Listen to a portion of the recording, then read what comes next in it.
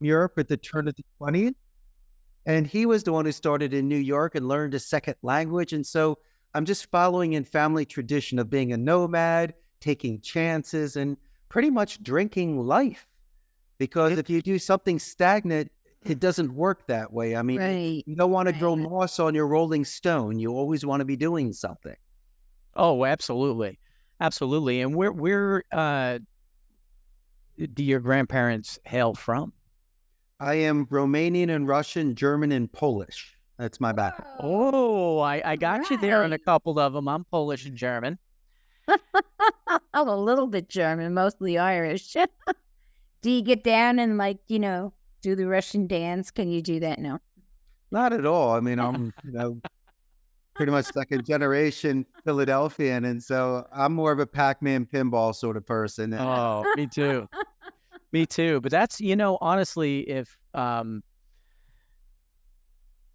you could go, if I, like you could, obviously you did it, but if I can go back in time, learning Spanish would have been a very smart move on many fronts, whether you make it part of your career, but part of your resume and just part of life. It would have been a smart move. But I took 4 years of Italian and basically learned how to cook. You can definitely read those cookbooks.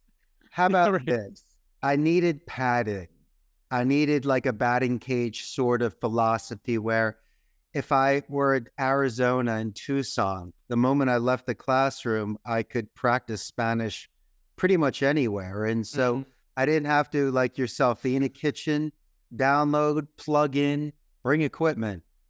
Guys, all the world was a stage. And also just through process of elimination, I was the only one out of my friends that could do it. So if anything and nothing, I was making myself marketable. And, Absolutely. I felt there was a lot of positive reinforcement from the Latino community. I was building upon my vocabulary. Eddie, you just got to sit down and study the grammar for 6 months. That's really the deal. And then once you have that, the rest is vocab. And it was just something like riding a bike. Once you learn it, you never forget it. And I started seriously studying this at 18. And so by having that intermediate level, I'm actually paying it forward. I have a second language scholarship I give to a graduating senior at Abington High School. And so I realized that learning a second language is a long shot. And so I might as well pay for their books freshman year and assist in their travels. No, that's incredible. And it goes a million miles. It really does. And I think these days, kids are seeing the value in it. You have a lot more bilinguals out there. They're able to gain employment because of it a lot of times because people need bilinguals. Yes. So, I mean, it really is. Yes. It's huge. And it's one of the biggest languages in the world.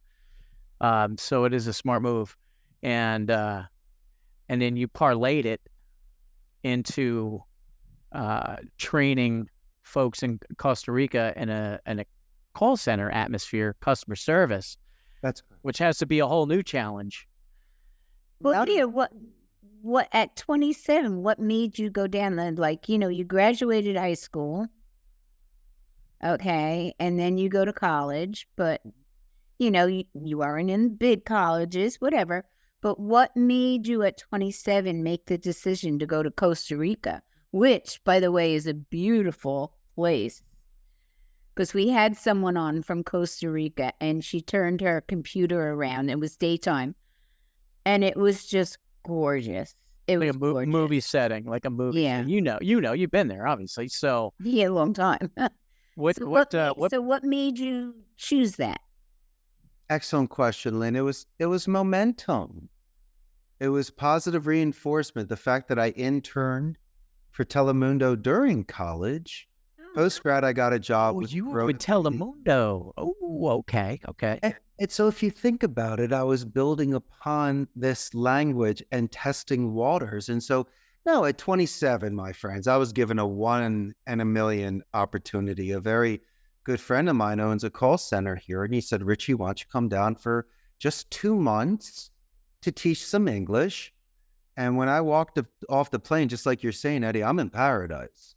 And I fell in love with the girl of my dreams here. And when I worked at my friend's center, this is quite interesting. I didn't start at sea level. I was with the proletariat. So I kind of learned the business from the inside out. I decided to stay, and I put everything in storage, and I wanted to continue my life here. So days turned to weeks, to months, to years. And my family just kept shaking their head saying, one day it's going to end. He's going to come home. Well, no, I made some roots here, but I learned the business. And I think the greatest thing that I did understand is that people do not want to be expendable. They want empathy.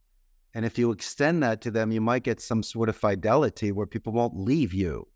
I can hire IT and the technical specialists, but when I'm building a foundation here of a company culture, it's knowing your name, it's breaking bread with you. Lynn, it's doing the things that we were raised on with our grandparents, where you just extend that sort of trueness. It's not even that, it's sincerity. Because if you just do it a one and a done, they'll see through it.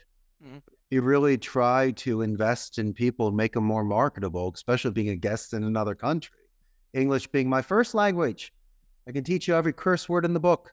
So why don't we talk about diplomacy and strategy and enhancing your vocabulary? Right. You have more depth and you can wiggle a little bit more on these calls. And so people really appreciate the art of speech and the sort of attention to detail that I give to this. So how did they accept you when you first came, when they knew, that you were going to be working with them? How did they accept the idea? Gringo. Yes. Naturally, by showing them I understood the subjunctive tense and the fact that I'm just not a 20 vocabulary word guy. The fact that I have self-discipline in regards to my health. I hit the gym pretty hard, and I'm not a target down here. I'm not a weak man. So they're realizing that somebody was on here on a vision quest, a spiritual life journey. This is somebody here that was in it to win it. And I was the one that was asking for clarifications and understandings and taking extra efforts to participate. And by doing so, I was accepted, embraced, and in fact, elevated. And not saying that I couldn't grow anywhere in the world, but I chose a country that has a democratic society, a very nice infrastructure, Right. and close to my mom and dad, where I can hop on a flight. And there's a large expat population here. And so, and plus, I have very good friends here. So I started off with a very nice comfort and network. And so Base. I had an incredible base, but guess what? I also had the language skills they didn't have. Right. So I was having a much different experience than them. They might have owned the company, but I was getting that sort of respect and almost admiration for the fact that I would sit with the people and break bread. No one's better than another. I believe in circles. And I was living in a honeymoon stage, and I still am after 23 years, where I haven't. Fantastic. Great. 23 There's a years. luxury. That's to that. fantastic. You Amazing. don't want to lose that passion for it, and then it ends. And so Yes. that's what I've been trying to preserve all of this time. Now, aren't there a lot of different dialects, even though, Spanish is Spanish? Aren't there a lot of different dialects in Spanish, or am I wrong? Yo, Lynn, do I have a Philly accent? Of course I do. I sound. Yo, Richard, do I sound like a New Yorker? Of course you do. Yes, you guys, especially use the call center. Yeah, I got the call. I got a call set. Oh, you don't even say anything. You just make a vowel. My junior year, I lived in Spain, and I stayed over Christmas break so I could backpack and stuff. But I saw a huge difference between the Castilian and Andalusian Spanish. Then I got the Argentinian Spanish and the Puerto Rican and Cuban Spanish. the Mexican Spanish, the Central American Spanish. Now, Right. there's the things that I don't like, or it's difficult for me, where the dichos or the expressions, those are just, you got to catch it. But when it comes to the grammar, unless they're using poor grammar, lazy grammar, it's tough for me too, because I studied the books. I mean, give me a break. Sure. But if they're rolling it the way it can, I can catch and I can pace. And it's a lot of fun that way. How fun is it? Let me ask you this, Richard, being extremely gringo, like myself, but my wife, her mom grew up in Argentina, and she's as Irish as they come. Okay. So her brothers and her family were relocated there when they were young, and they grew up in Argentina, so they spoke obviously fluent Spanish. And, would always be in those situations where they're in an elevator. You know what I'm talking. You know where I'm going, Richard. And you have some Hispanics in the elevator talking in Spanish, assuming you don't know what they're talking about. And then my mother-in-law would chime in Spanish and correct them or say something, and they'd be like, just where'd you come from? Pants around the ankle. So like, what, So that's always a pretty unique experience. I'm sure you've experienced that somewhere along the lines. Well, if you're looking for trouble, it's going to find you. I don't. Oh God, yeah. Got $100 bills on the corner in Boys Town. I will sometimes reserve the fact that I speak Spanish, as you say, Eddie, just to see if people are planning something. I try not to do that in the beginning because that's somewhat disrespectful. But no, if you got to feel the temperature of the water. But also to answer your question in regards to accents, I kind of see that as beauty marks. Think of Ricardo Montalban, for an example. He spoke English beautifully, but he had an accent. Yeah. That accent was I love him. Like Zsa Zsa Gabor. I mean, it's grammar and vocabulary, but the slight accent, that beauty mark. And so that's where I look at the proficiency in regards to linguistics. Yeah. And I, even studying Italian for 4 years, and there is obviously some crossover between the two. Well, so you can understand certain things. Throughout the years, and a lot of, like, my best friend's Puerto Rican, and growing up in New Jersey, most of my friends were all Hispanic. So it really was just, if you didn't learn Spanish, you were going to learn it some way or another. Otherwise, you were not going to be able to go to your friends' houses and communicate with their parents. And so you do pick up a lot of that, and there is crossover from Italian. But to build that in a, and lend it to a call center atmosphere, it has to be a whole different type of challenge. And how did you find that the workers in Costa Rica that you took under your wing and worked with, how did they embrace the challenge as far as exceeding customer service, understanding the value of customer service, aside from the language barrier? Obviously you had that covered, but how did you feel that they really embraced that down there? They had to get rid of those bad habits, Eddie. Mm-hmm. They came from a call center that looked the other way. I'm not strict, but then again, I want you to master this level so you can get to next levels. Plus, we're also accountable to our clients in the United States. Mm-hmm. I mean, I can take into consideration some things, but you do have a responsibility. But also, I put them on a level playing field. A lot of the complaints people have is that they don't have the resources. They're not given a good script. There's no rebuttals or role play, a good list, no support. So imagine what that does to the morale of the agent. And then you blame them on poor performance. It's very easy to hit metrics, especially with a quality control department. What we do is we study their key performance indicators, which are the things I'm paying you to do. Right. Qualify a lead and convert it. What I look for are the ACEs, the ones that are able to use those advanced soft skills that we have in order to give a positive escalation, to give a compliment, to ask open-ended questions so I can stack. I can buy some time. I can use the military alphabet. I can find things in common with you. Mm-hmm. If I see you buying 30 seconds to 1 minute worth of time with checkpoints, tie-down questions, proper transitional sentences to bridge ideas, name dropping appropriately, Mm-hmm. then I give you more than 100 points. What do you mean? Because you're doing exceptional, like an advanced placement class in high school. You can have more than a 4.0. I know that 100% exists in this sort of science, but I'm also talking about metaphysics.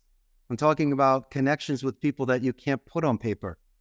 And so if people are willing to slow down, live in the now, go back and forth and be spontaneous like the genius Robin Williams, Oh, Really? then you'll be a painting. You won't be a print. And you won't carpet bomb and do your job and do the things that YouTube's Seen Hollywood show with the Wolf of Wall Street and Glengarry, Glenn Ross, and Boiler Room. Sure, those places exist, but there's also a ton of people that earn an excellent living by retaining a client, getting an upsell, getting a referral, not compromising their ethics to earn a living. Sure. There's some incredibly talented people that are out there that work on the phone. absolutely. 100%. And it's amazing that you even bring that up, because I grew up in the day in the early 90s in New York City, and I was in a corporate rep, and I was with Canon USA, and I was with some big companies and was trained how to sell and how to read people and how to do everything the right way. Oh, yeah. And then throughout the years, you come across people who want to take shortcuts, and they lose that whole sense of person, sense of sell, sense of customer service, sense of satisfaction, sense of everything. It's just really about money and winning. And that's where you kind of lost me. I mean, yeah, I'm competitive. I want to win. I love to sell, but I also love people. And if I'm going to be serious with somebody at a table because I'm presenting my product or myself or my company, you have to have a straight face, and you have to be able to believe in what you're talking about. And it comes across whether it's face to face, over the phone, in a call center atmosphere. You're projecting this work ethic and this level of empathy and vocal control onto people that can really benefit from it. And obviously, you've succeeded very well. And it's exciting to talk to you, because it's been a while since I've had the pleasure of talking to someone who's in that world. Yeah. World, you know what I'm saying? Yeah. Like you've been there, you've done it, you're doing it, and it's just a breath of fresh air. Exceeding at it, and you'll continue to exceed at it. I just enjoy speaking to someone who knows. Like I feel like I'm on the same page as you. And Well, I don't fresh. know. Speech, though, that I focus on, it's not the selling, because I believe that from an educated point of view, you make the decision. Mhm. And so I'm not as aggressive, yet we're not passive. We're assertive. Mhm. So I'm really giving you a certain balance, a pace, and a tone. There really is a structure to this. And if one does devote dedicated practice, they can master these sort of interpersonal communication skills to increase talk time for potential more conversions. It's purely metrics. And I fully believe that, not only in business, but in your personal life, Yes. across the board. Yes.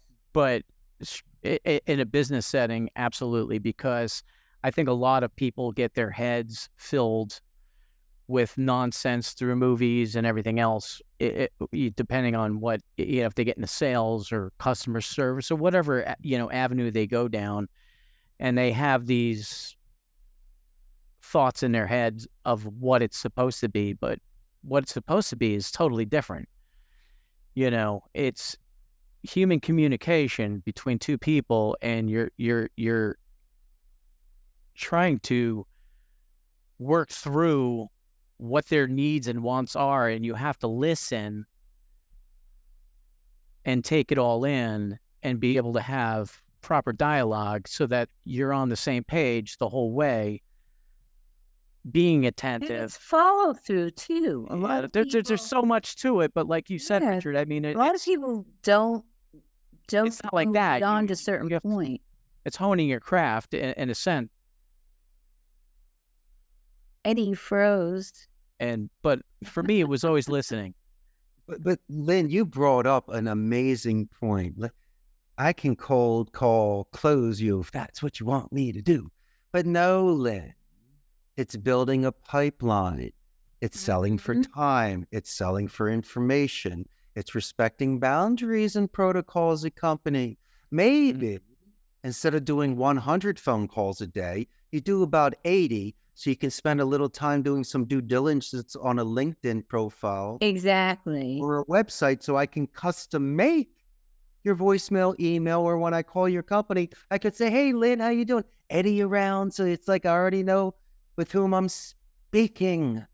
So at least your first 30 seconds, you can jump clouds. And if you happen to hang up on me, I have romantic deaths because I can do Funny Minds podcast. Lynn, how are you? How's Eddie doing? Richard Blank, Costa Rica's call center. We're good, thanks. Click. Jumped another cloud. Why? My momentum. I did nothing wrong. I didn't compromise. All I did was company name spike, introduce myself, positive escalation. You do that 100 times a day. Don't be surprised if you don't triple your numbers. Your contact ratio will go down because you're going to be speaking longer with more people. So your metrics are going to be off by 20%. Increased production, less people contact, longer talk times. Exactly. It's beautiful. See, don't compare me to Billy. I'm doing things differently. He's rushing. You and I, ladies don't run. Lynn, I'll open the door for you. You take your time. There's no rush. Well, I don't know what kind of business structure Costa Rica has because I've never studied, what they do. All right. When I saw call center, I thought, this is like, so this man has to be so interesting. Like, I wouldn't think of a call center in Costa Rica. You know what I mean? So I'm thinking, like, here's America that's now full of kids that can't think outside the box, that really aren't going to go the 2 miles for you. They'll hang up. If they don't understand something, they're going to hang up. And then when you call back, someone will say, oh, it must have been a disconnect. I'm sorry, blah, blah, blah. So the turnover, I'm comparing like the United States, the turnover in a call center in the United States is tremendous. Yes. Because they don't care, because it's kids that, the older people, yes, they're going to do what they need to do. They've been there for so long. They love what they're doing. They enjoy their job. They're dedicated to their company. The younger people are very different. So how would you compare that with Costa Rica? I mean, like, in your call center, how would you compare your older generation with your younger generation? A lot of it has to do with the labor laws and what they're capable of doing. I try to give them Philly guilt as much as I can, and I ask to make a suggestion before saying something, and I compare myself first before telling them areas in which to focus.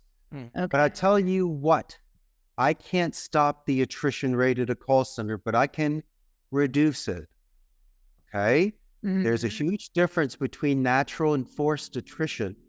Forced attrition, Lynn, is if you're not coming to work, getting stoned at lunch, not making your calls. Right. You're a cancer, you're a jumper, you're a disruptor.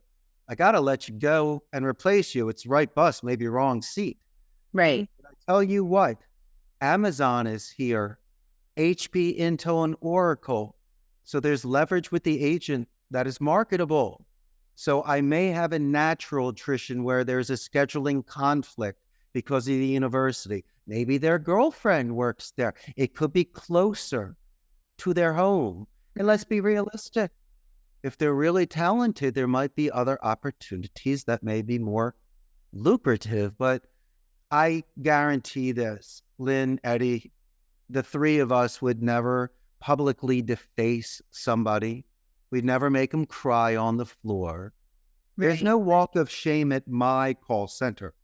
So I don't bat 1,000 where people don't leave, but I'm not purposely cutting my nose to spite my face. Right. Or to have to act out in front of people to play the big shot Ringo. That's for amateurs. Those are for people that have no friends at their Chuck E. Cheese party. Yeah, Those leads are for closers. Yeah. my watch is worth more than your life.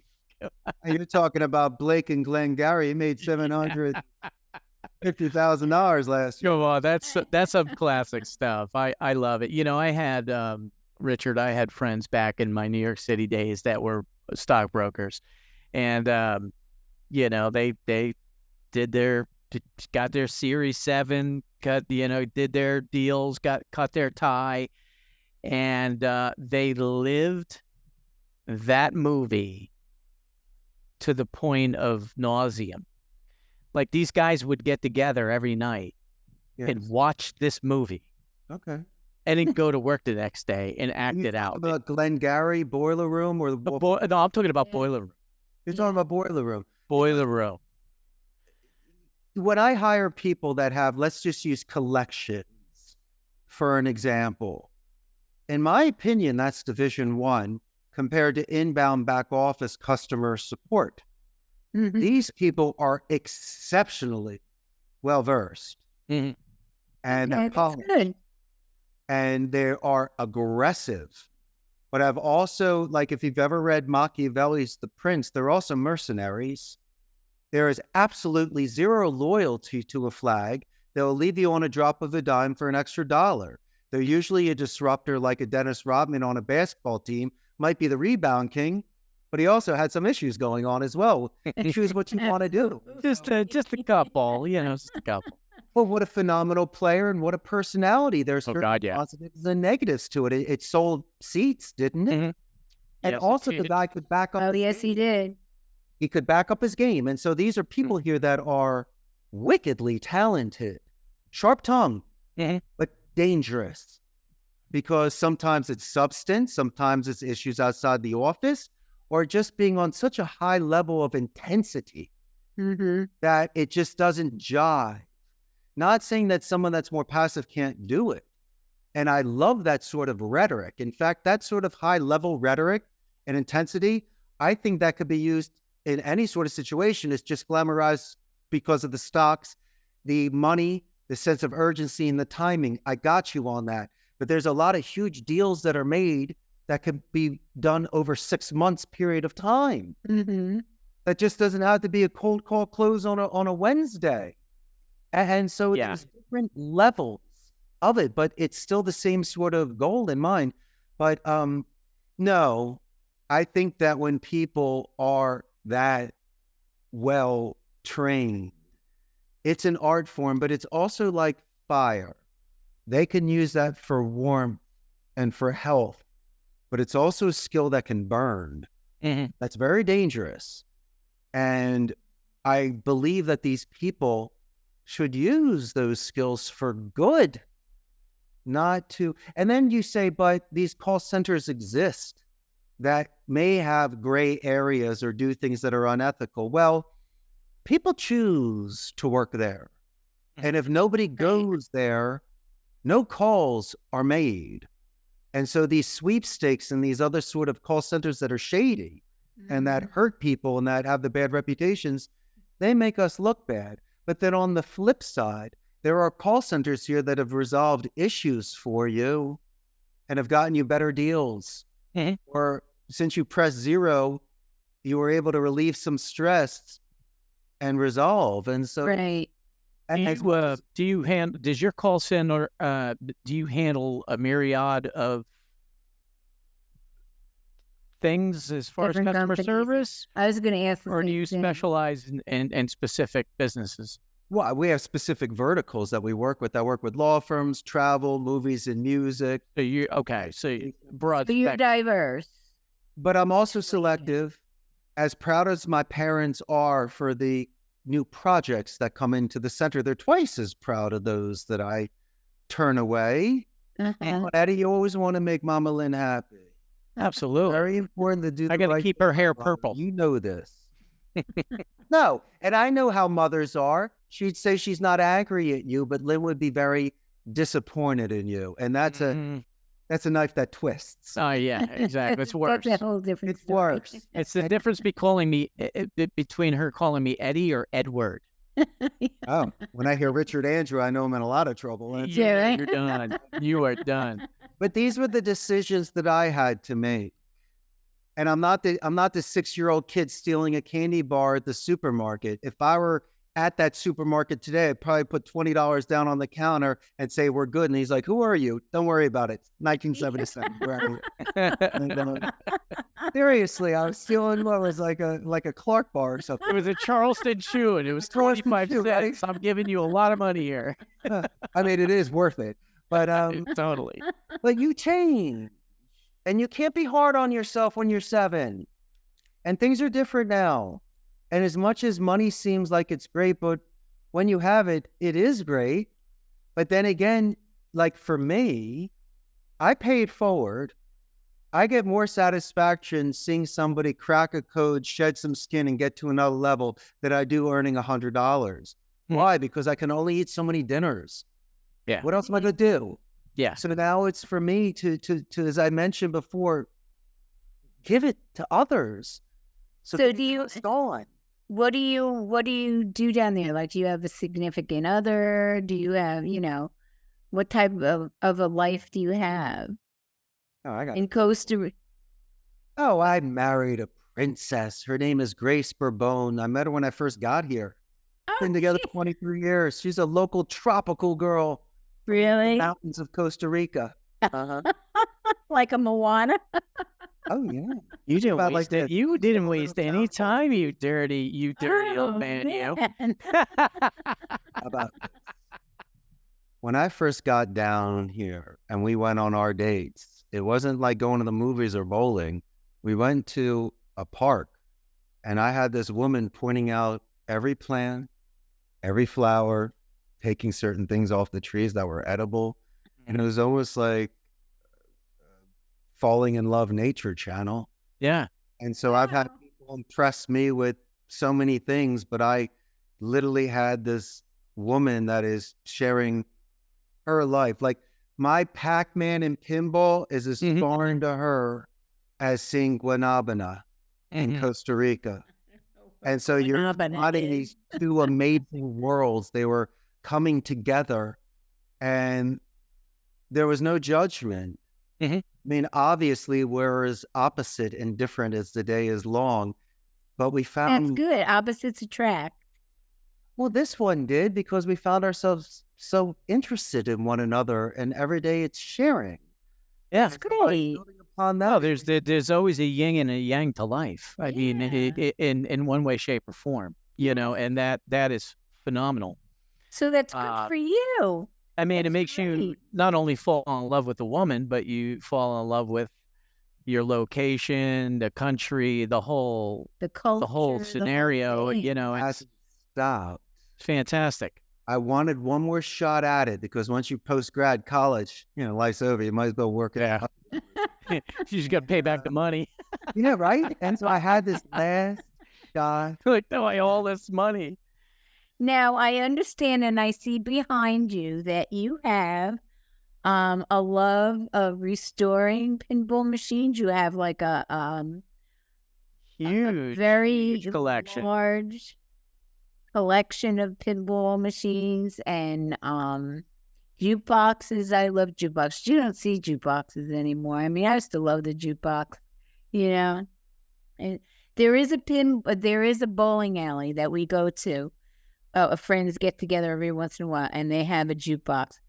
Other than that, I haven't seen a jukebox, and I couldn't even tell you how long. I used to love going to the diners in New Jersey, and they had a jukebox at the table, and you'd be sitting there at table for your 6:30 in the morning playing Van Halen while eating pancakes. I mean, it was just the best. I mean, that's That is a super, and I know you mentioned the Pac-Man and everything, and I'm a gamer. I love all, especially the old school games like Pac-Man and Asteroids and all the good stuff. But pinball back in the day was, you couldn't spend enough money on it. What brought you into that world? Was it just from childhood and you just kept with it, loved it? Well, Ricky Schroeder and Silver Spoons had the greatest arcade, and I wanted one. I don't think it was. Ricky Schroeder. Friends, behind my right shoulder, you're looking at a gorgeous 1961 Rockola Regis. Oh, man. Gosh. But I got 15 pinball machines. Wow. My oldest one is a 1970 Bally's Camelot, and the newest one is a mid-90s Last Action Hero, Arnold Schwarzenegger. But oh, no way. Here, one man's trash is another man's treasure. Mm-hmm. So you restore them yourself? I have electricians that restore it and teach you the basics before the soldering and the certain circuitry and all that. The circuitry, but the restoration of the cabinet, the marquees, the play fields, I'm in love with them. And it's do you play them? I play them. I caress them and I speak to them. You I call them ladies. How are you this morning, ladies? Remember Stephen King, Christine? I'd marry him if I could, but I'm already married. But well, look at it this way. He's the same way with his pinball machines as I am with my animals. So it's the same love. I talk to birds and mice and everything else. It just, you got it. It's a serious passion. Look at the craftsmanship, and if the play field is in excellent condition. Now, the machines that I like are the ones from the 70s and 80s where they painted the play field. It wasn't a laminate or a sticker, so you can see certain cracks in it. You got the old wheel.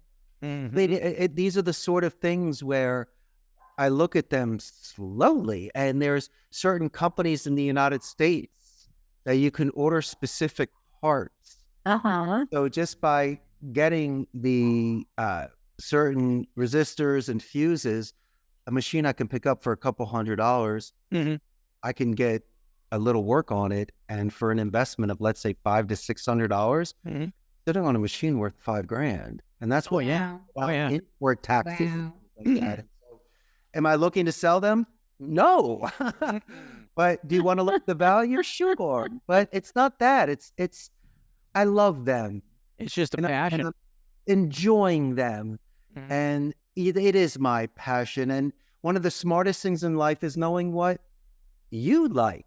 And that makes it very liberating. It removes a lot of the weight, so you can rise if you know what you're true. And what about your jukeboxes? Do you have records in them? Do you put records in them?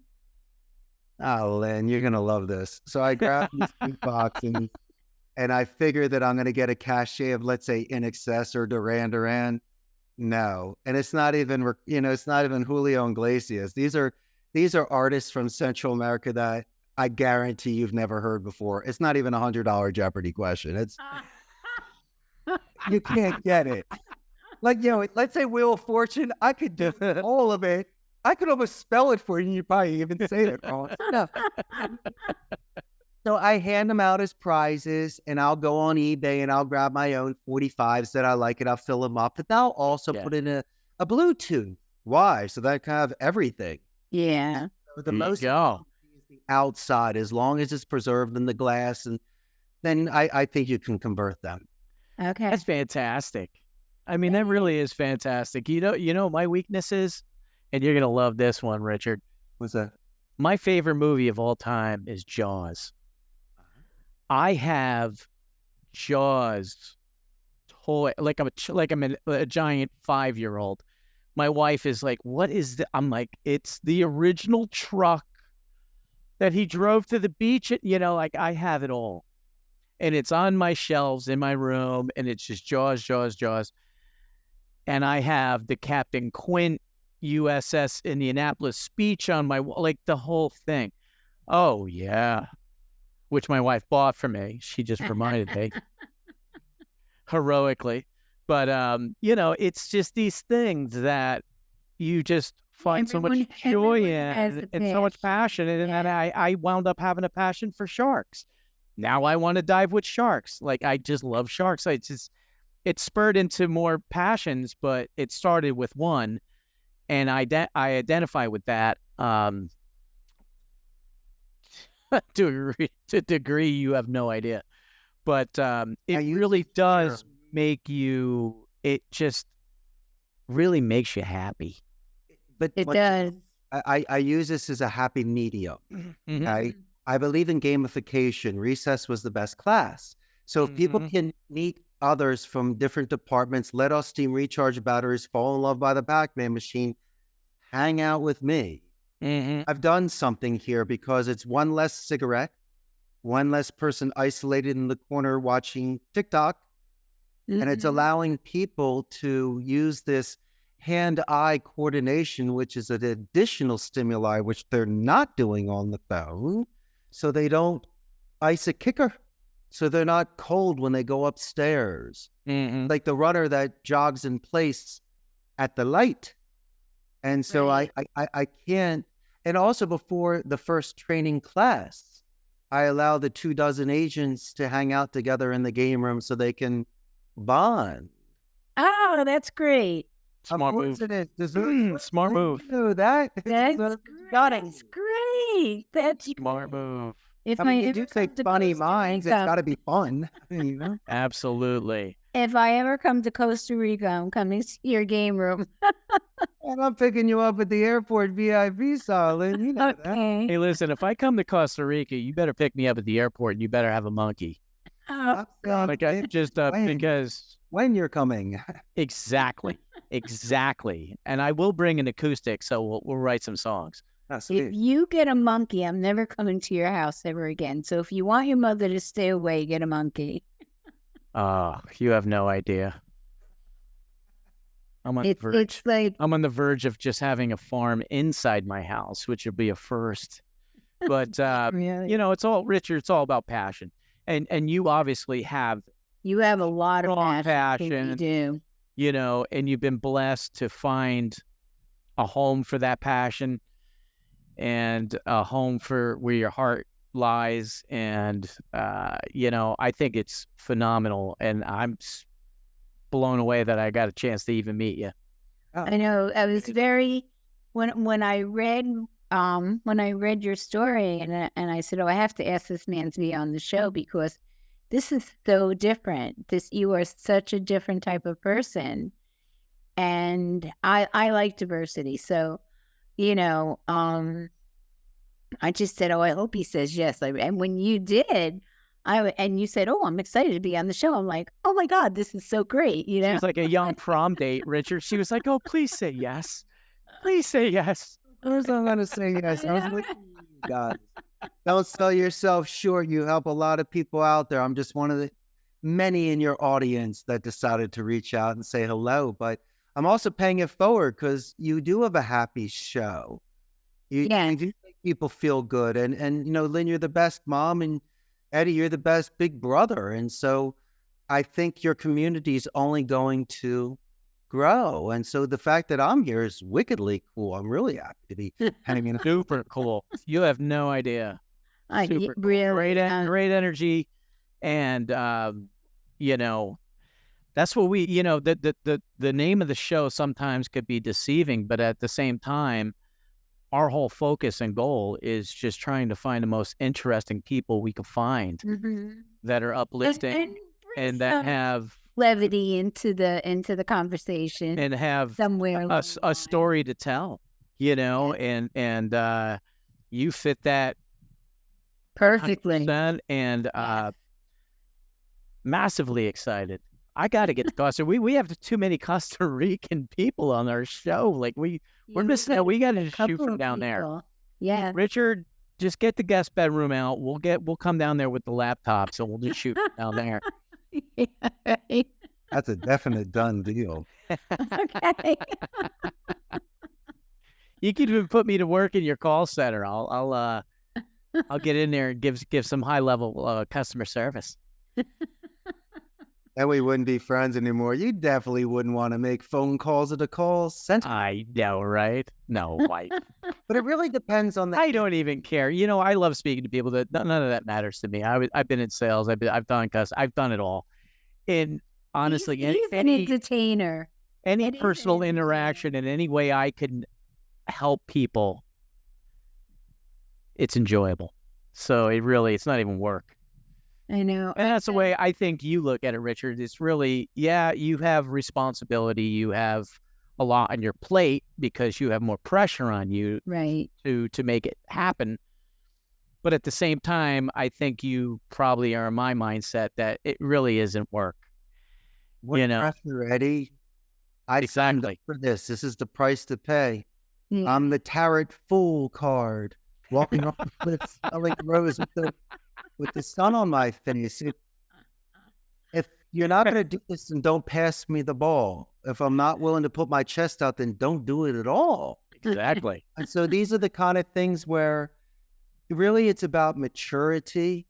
I couldn't have started a company in my 20s because I was immature and I'm still immature, but I realized in my mid-30s, I had impulse control and I was ready and willing to take on contracts and payroll and those responsibilities, the kitchen side of my fun restaurant. And so as much as it looks glamorous and fun and we're having yucks and good times, what about when the camera wasn't on and I had to put my head on my pillow at night because Billy and Joey quit and I got to let my client know. Right. I realized that preventions are better than cures and I don't like surprises. And if I can be forthright with solutions, I can live through it. And it's not the best thing in the world, but you judge character during chaos. And the greatest relationships and friendships I've had is where we got through tough times together. Right, right. Times of gravy. Without a doubt. Are we cursing? Are we yelling? Are we calming down? Are we sleeping on it? Are we apologizing the next day? Are we saving Christmas and Thanksgiving dinners? Are we taking things into consideration? Are we being humble? Are we willing to prioritize? My goodness gracious, people are so ultimatum based and one and dones and giving you options where there's nobody wins. Yeah, that's why. I mean, I in my life, I'm CFO of a manufacturing company, so I had a lot of meetings where you had to come to the table, and when you come to the table, you both want to walk away with a smile on your face. Right. Somebody's gonna have a smile, but it's not really the smile that they want to have. It's a lot of compromise. Life is compromise, so you do the best job that you can. You meet the best deal that you can. You put yourself out there to get another day's work done, feed another mouth, help another family, and make sure that everybody in some way has something that they can take back with them and be happy about. Lynn, I've also realized that when you make yourself vulnerable, you become exceptionally powerful. Think about the statue of David. He's not wearing anything, but that's probably one of the most incredible pieces of art. An image of man. And I'm exactly. And so I like to bring, as you say, to the table, the essence first, because contracts can be adjusted, prices and whatevers. But as you say, I want to tell the truth so I can have the same story today as 6 years from now. And I think people will like that sort of consistency. And, it's interesting as well. I've been judged on a dip that then moved forward 4 times because of the way that I handled it and the fact that I was in real time. Do I like these things? I sometimes get excited for it. Like when Bruce Lee tasted his own blood. There's some blood. Blood in the water jaws. There's blood in the water jaws. And what I need to do I think we need to figure out what's going on. Mm-hmm. I don't know. I was always tough, but I was fair. Always fair. Did you speak last, Lynn, to allow others to make their points first? Exactly. Good. That's what I always did. Exactly. Always. Always. He's so smart. Deductive reasoning. Come on. You just And played of course, being a psychology major doesn't hurt when you're profiling somebody sitting at the table across from you. So, Well, my good friend, let me ask you a question. If you are interacting sight unseen, how do you gauge people? I can share some things with you. you know what? People don't even have to say anything, and they say a lot. Okay. But when you're on the phone, there's a certain tone of voice that people have that you can read into. Sure. I've recommended that my agents have a consistent tone of confidence and empathy. Now, the mirror imaging technique, Eddie, which I'm sure you're familiar with, I like to match the rate and the pitch because that can be done in any language. It's not the semantic nor the tone, which is the emotion. So if I see somebody spiking or dipping how loud and how fast they're going, that's usually when I ask a tie-down question. But my favorite tell sign, Lynn, and this is the irony of it, is silence, because phonetics is gauged on tone, rate, pitch, and duration. Duration is how long you speak, but mine is the black keys with the white keys on the piano table. And so I gauge your answering speed because that's the one thing subconsciously it's impossible for you to manipulate. And so that's where I catch you. And if you practice this and you gauge things in 30-second intervals where you have your checkpoints, right? After about 2.5 to 3 minutes, you'll see consistent patterns. And that's when you'll know. And if you're at the 11th 30-second, which is 5.5 minutes in, then you've definitely established a pattern. So your remaining 4 minutes and 30 seconds on your 10-minute phone call is a floating feather. And you can. It really, yes, it is. Lynn and I are on the same page. We are. Take notes, Eddie. Take notes. You go. I am. I'm scribbling. Well, unfortunately, we have to say goodbye. And we have to have you back, Richard. Yes, we have to do a part two, as they say. Yes, you have a part two. Absolutely. We'll wait about 6 months, and we'll. Only next time I'm gonna take out the acoustic. We're gonna play and sing. I'm gonna make it. I'm gonna take you out of your comfort zone. I'm gonna get your wife on camera, and you're gonna sing for her with me. Okay. I don't have a problem with that at all. And she's gonna see how really talented you are. Oh, I can hold a note. Don't worry. Oh, I know you can. There's no way you scored a hot Costa Rican girl without being able to sing. There's no way. There's no way. Or you're just a really good cook. I used to have hair. I got her when I used to have hair. Well, hey, it could be worse. You could have purple hair. I mean, stop with my purple hair. You love my purple hair. We are Funny Minds, Lynn Biss and Eddie Biss, and we're with Richard Black today. And Richard Black has a wonderful philosophy on life and has done a wonderful job in Costa Rica. And I so appreciate him being on the show. And I think this was a wonderful show. And I think people are going to get a lot out of this. So I really appreciate you saying yes and being on the show. And where could everybody find you, Richard? Yes, where do we find you? Besides Costa Rica.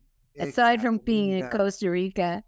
I got a very, very large Facebook fan page, about 121,000 local Costa Rican ticos. And really? Live, you're going to have a huge fan base here in Central America. I love it. Wow. So you're on Facebook.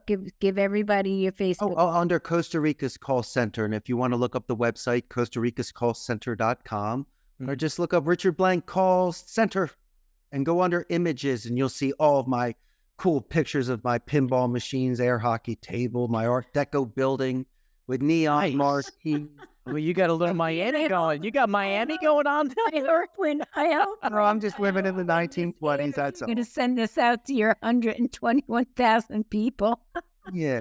And let me remind everybody, that's Richard Blank, Blank. Yes. Richard Blank, Costa Rica. Oh, right. Costa Rican call center. Costa Rican call center. So, fans of Funny Minds, thank you so much for being with us on this episode. I really appreciate all of you. And if you go on funnyminds.com, we have a store that has crazy little Funny Minds stuff. But also there's 2 organizations that are very dear to us, and that's Women's Breast Cancer and St. Jude's Children's Hospital.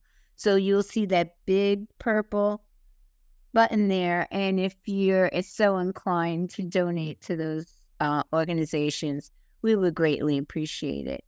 And like I say to all of my friends and my fans and my guests, be happy, be wise, be courteous, be non-judgmental, smile, and always laugh, because laughter is the best medicine.